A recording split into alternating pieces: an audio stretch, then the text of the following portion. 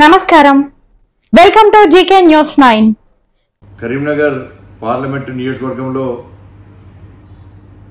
ఎన్నికల సందర్భంగా కాంగ్రెస్ పార్టీ అధికార దాహంతోని ఈ ఎన్నికలో 80% కనీసం సెకండ్ ప్లేస్ కన్నా రావాలన్న ఉద్దేశంతోని వాళ్ళ ఒక్క ఓటుకు 1000 రూపాయలు దాంతో పాటు హాఫ్ బాటిల్ లిక్కర్ కూడా ఇంటింటికి పంచుతూ ఇవాళ ఓటర్లను కొనుగోలు చేసే ప్రయత్నం చేస్తున్నది. చాలా ప్రాంతాల్లో ఓటర్లు తిరగబడుతున్నారు.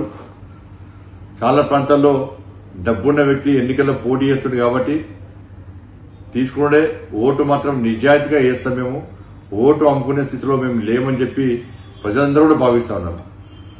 ఇది ఒకటైతే వాళ్ళ విచ్చలవిడిగా ఇలా పెద్ద ఎత్తున డబ్బులు పంపిణీ చేస్తుంటే కూడా ఫిర్యాదు చేద్దామంటే ప్రజలు భయపడే స్థితి.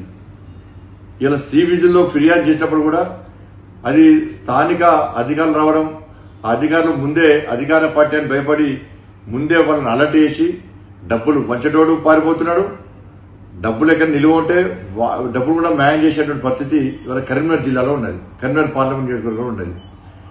కాబట్టి ఎన్నికల కమిషన్ కేవలం ఎన్నికలు నిర్వహించడానికే కాదు, ఇలాంటి ప్రలోభాలకు గురి చేసినటువంటి అక్రమాలకు పాల్పడుతున్న వ్యక్తుల మీద డేగకంతో చూసి వాళ్ళ మీద కఠిన చర్యలు తీసుకుంటే ఎన్నికలు ప్రశాంతంగా ప్రజాస్వామ్యబద్ధంగా జరుగుతున్న విషయాన్ని ఎన్నికల కమిషన్ గుర్తుంచుకోవాలి.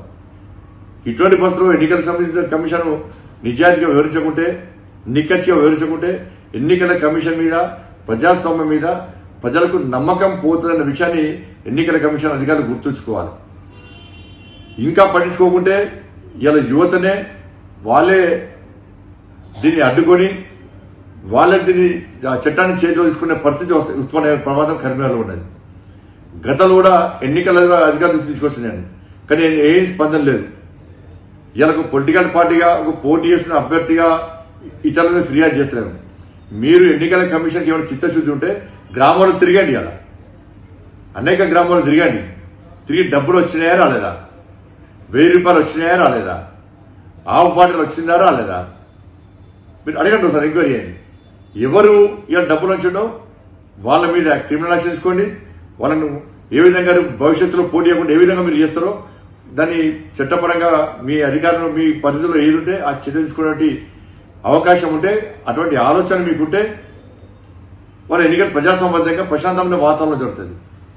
కానీ ఫిర్యాదు చేస్తే కూడా ప్రజలు నమ్మకం లేని పరిస్థితిలో ఉంటే ఇక ప్రజాస్వామ్యాన్ని ఎవరు కాపాడేది?